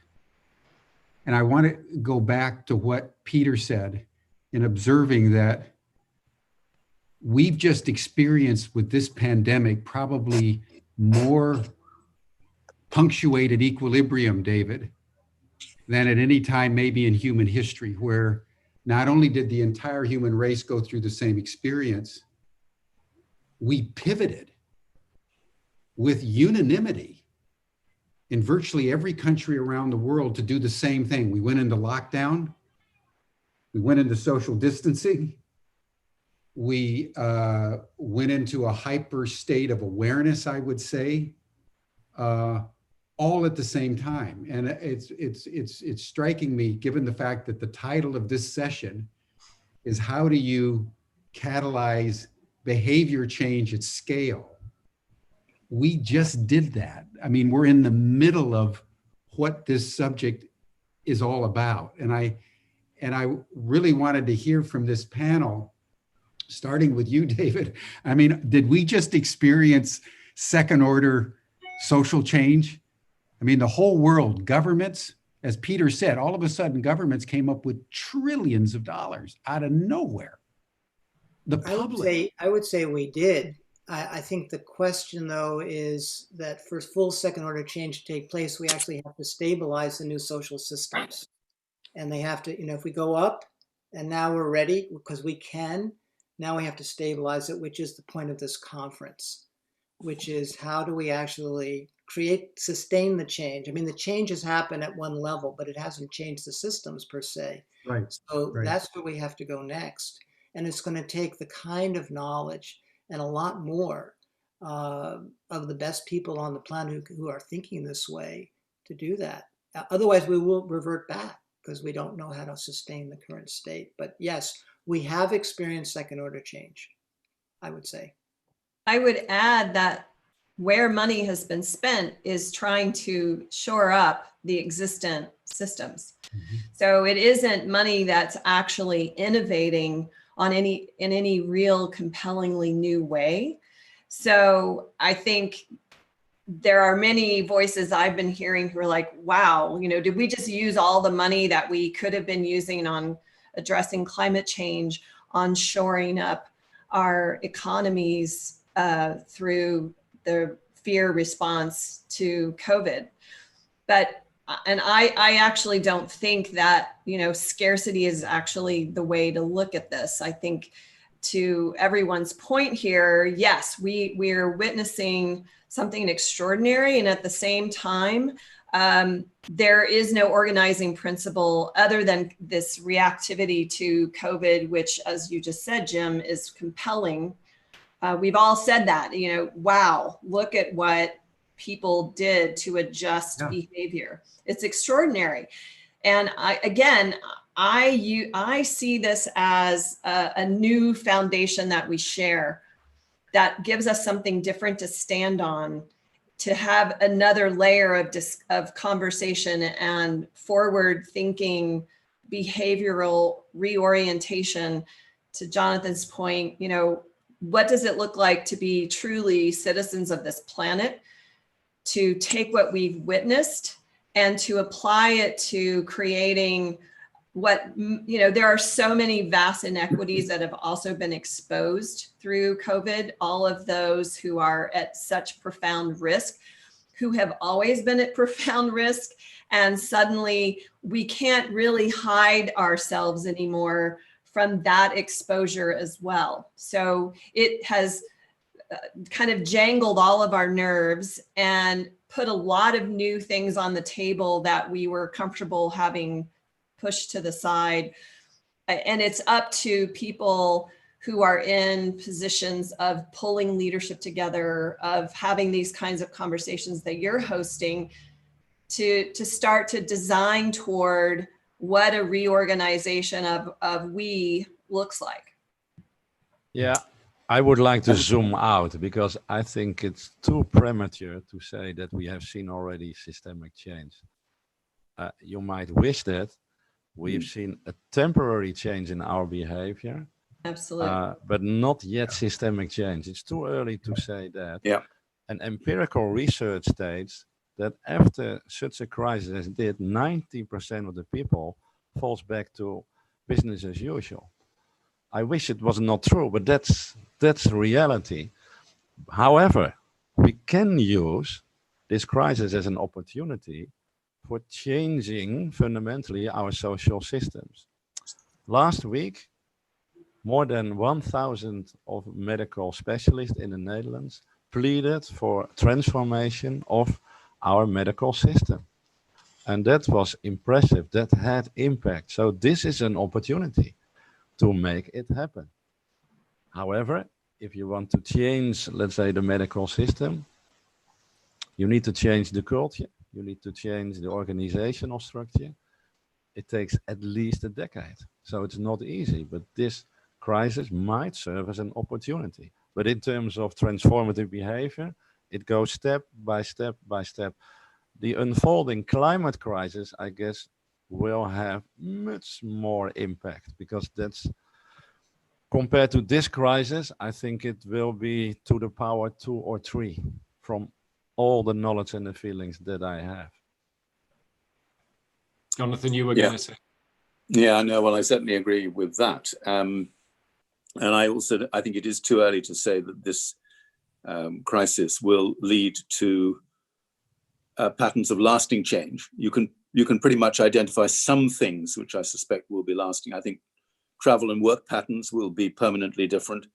I don't think we'll go back to that process again. I think it will remain a big challenge to city leaders and planners to rethink the urban environment, to account for some of the changes that are now being called out for by people, not just in the rich north, but you listen to the discussion going on in India. It's absolutely fascinating. Indian citizens having seen for the first time what it would be like to live in cities with clean air. And they are saying, well, that is a revelation. And we've had that revelation now, and we are not going back to that. We are absolutely not going back to that. So you're going to have to change the ways in which our transport systems are based. So I think it's going to be a very mixed picture, with some things reverting to business as usual, often carbon intensive, some things moving forward to a very different way, not necessarily a transformed way, but a different way of living and creating wealth. And my sort of hope is that a lot of those lessons, particularly things that have emerged at the community level, will be part of the lasting change process. I mean, it is actually impossible at the moment to do justice to the extraordinary resurgence of human nature at the local level in terms of filling in for systems which otherwise wouldn't have worked. Just limitless cases of astonishing personal sacrifice and bravery and dedication and a readiness to be together with people in the community. Now, does that all just fade away again? I don't know.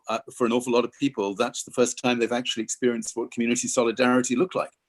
We've lived for so long in so many atomized structures in our cities that we actually haven't, many people have never experienced what self-help and community cohesion of that kind really feels like. So I think of all the things that I think could last, I think that could be affirmative in a completely different way, different from a low carbon story, but actually very important in terms of providing the resources, the inner human resources, to ensure that some of these other necessary changes, the low carbon changes, are then pushed through. So I think there's a lot in that. I just want to counsel against naivety, should any of us be dangerously close to getting naive. Do not forget that the forces of darkness, sorry, sometimes I sound a bit polarizing in my view of the world, but do not forget that the forces of darkness are marshalling their energies with astonishing speed and grip on power. And what they're concerned about is as much of the system that they had before being brought back into play again in all its horrendous negativity in terms of the environment and in all its affirmation of their elite hold on systems, structures, political parties, and the entire system. So, I sometimes think we do sometimes forget just how power works in this world, and a lot of that power does not work to the benefit of the kind of things that we've been talking about today.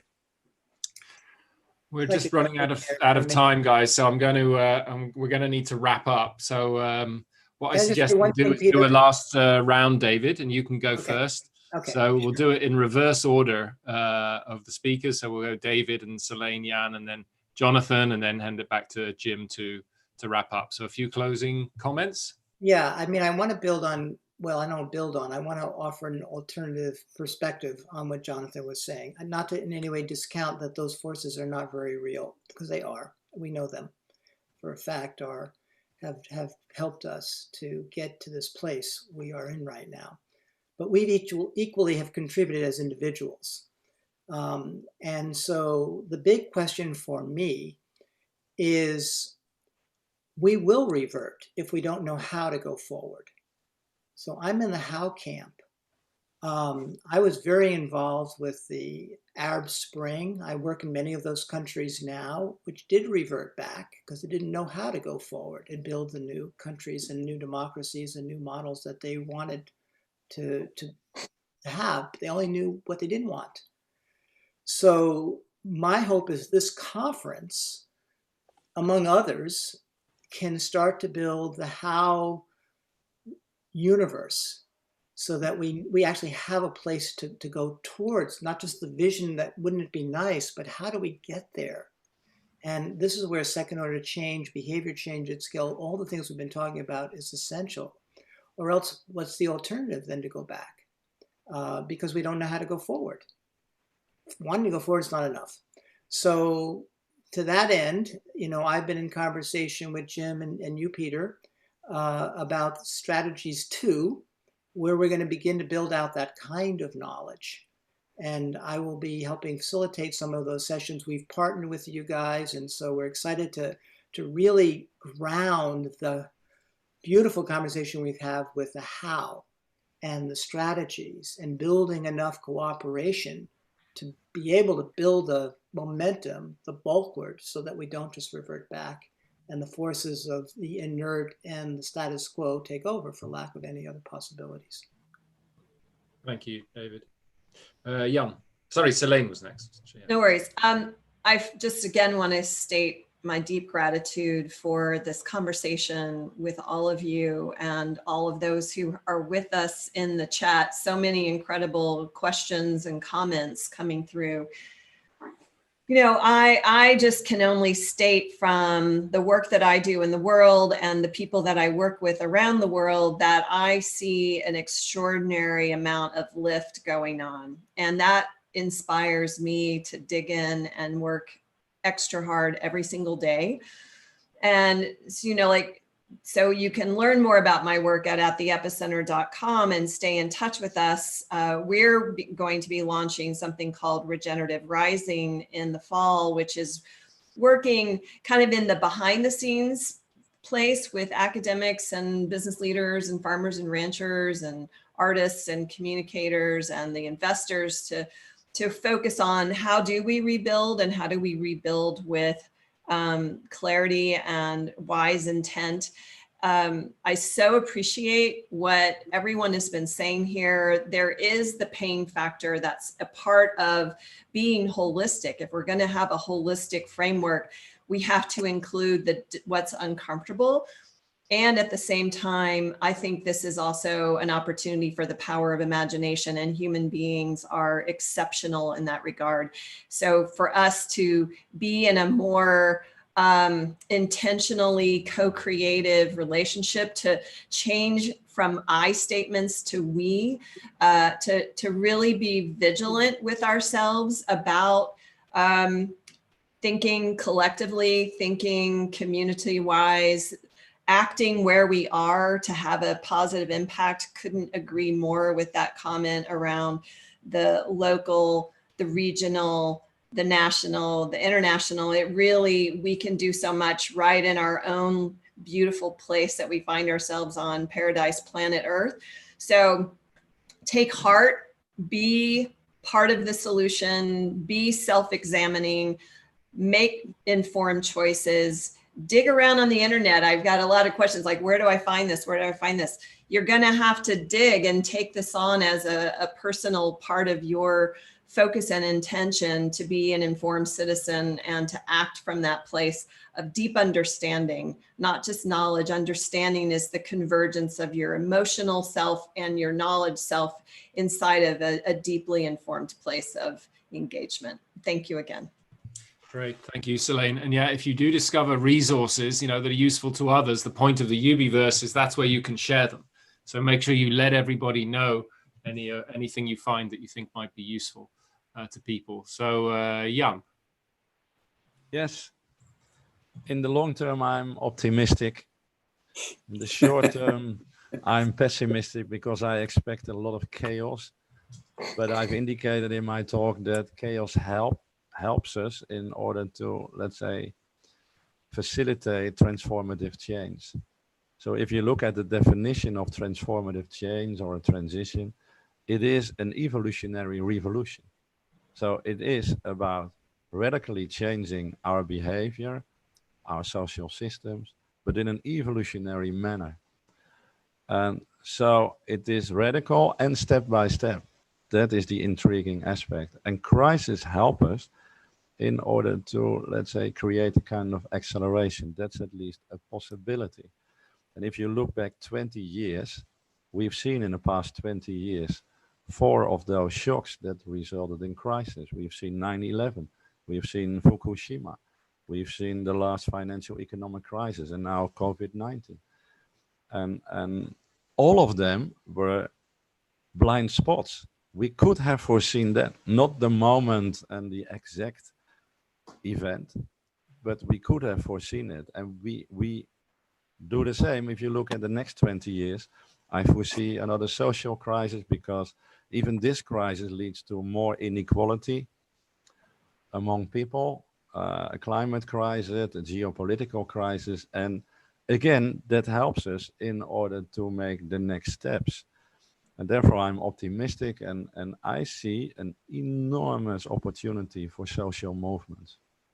There are now almost 1 billion people working from bottom up on these movements. It's a diversity of, but more or less they share the same values. Think about the commons movement, and there's so much positive energy, and it is underrated, at least in the traditional media. It's ignored. Populism gets much more attraction than, let's say, the bottom-up movement. And I feel part of that bottom-up movement, are much more powerful in potency than we think. And there's a big part of the solution in, I think. Great. Thank you, Jan.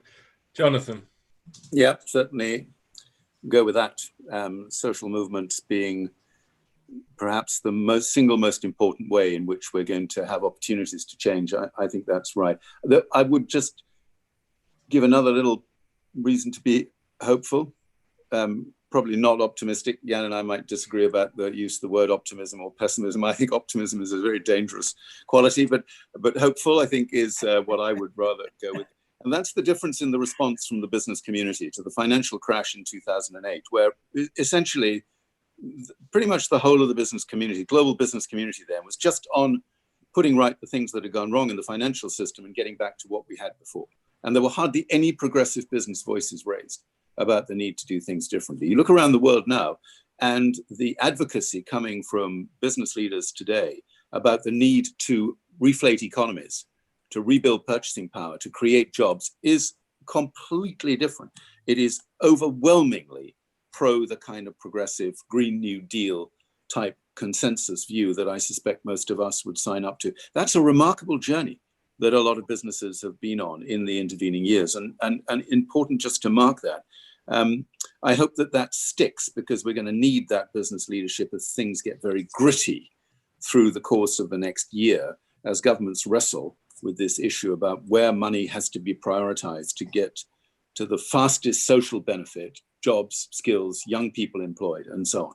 So that's one thing. And then the last thing, and I'm not going to stay on this one for very long, Peter, we haven't said very much today about young people, not least because the whole notion of Humanity Rising was underpinned by those incredible young people's voices right at the start. But boy, this is a game changer. You look today at where we are with the input of young people into this entire debate, and I would call that a revolution. I have never lived through a period of time where young people have been more important in helping shape the ways in which we do what we do and the outcomes that they're now looking for. And I just think that is the most amazing thing, which perhaps we don't make enough of.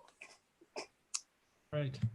Thank you, Jonathan. And for me, thank you all very much for the succinctness and power of your individual contributions and the great dialogue afterwards. So everybody, you can find the recording of this back in the library of the Humanity Rising group in the Ubiverse. I put the link in the chat just now, information on all the speakers.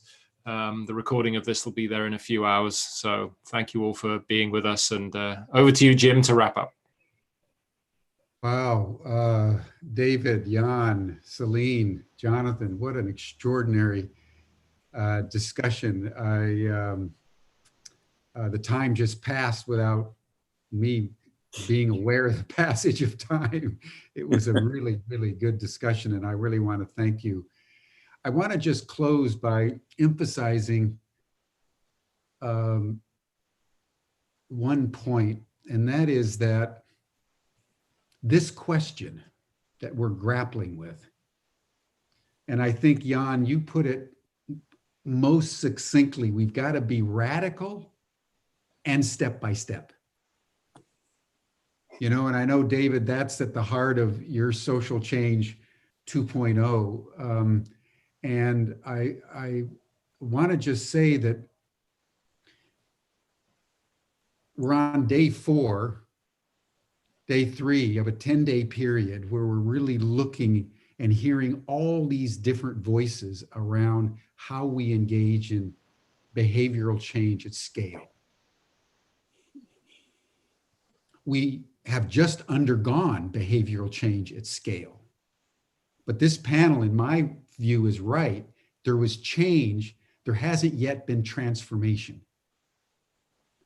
And our task as Humanity Rising and the progressive movement of millions of groups all over the world is to somehow come together in a way that can ensure behavioral change at scale that is transformational in a positive way. So that's what we're grappling with. And we're going to be hearing a lot of voices over the next week or so. Then we're going to be coming back to this question of strategies for change in July. So it'll be strategies for change 2. And we're in the process of really starting to put together a coalition of groups that really want to go deep into this conversation. And we're going to be listening from David again, who's really thought through social change 2.0, because that's at the minimum what we've got to engage in if our change is going to be transformational. Jan, I mean, you got the Dutch government, maybe one of the few governments in the world that has actually succumbed to citizen pressure on climate change in a meaningful way. I mean, I would love to hear more about how you did that. You know, Jonathan, you've been doing extraordinary work for decades now in helping people think about the future and reorganizing their behavior, their attitudes, their lifestyles around a future that matters. Seleyn, what you're doing in the fashion and design domain, similarly. So I just want to flag for everyone that we're in a process, and we want everybody to think as deeply as you can about how we trim tab over this fissure in the world right now, where we all just kind of went through a time warp and a behavior warp that put us in a different place very, very quickly. So as Peter said us at the beginning, we know we can do this, folks. We just did it almost without thinking about it. What would happen if we did it while we're thinking about it? You know, that's what Humanity Rising is really trying to do. So we're out of time for the day, but tune in tomorrow, 5 o'clock to 7 o'clock p.m. CET, Central European Time, and we're going to continue this conversation. So panel, thank you. Peter, thank you. And we'll see you again tomorrow. Bye, everyone. Bye. Thank you. Bye-bye. Bye, Jim. Thank Thanks you. a lot. Bye for now.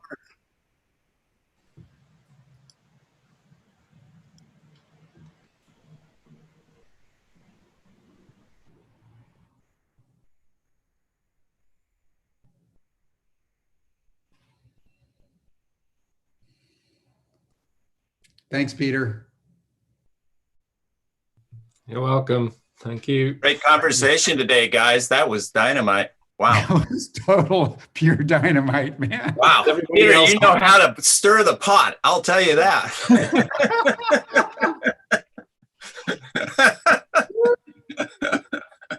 Woo-wee. And you know, this I think idea we've that still you got. I have- think we've still got people listening. Do we? 75, 73. Oh. Oops. That's okay. They should have gone. Hello, everyone. We're just kibitzing here. Join the party. I also thought Yolanda's suggestion around humanity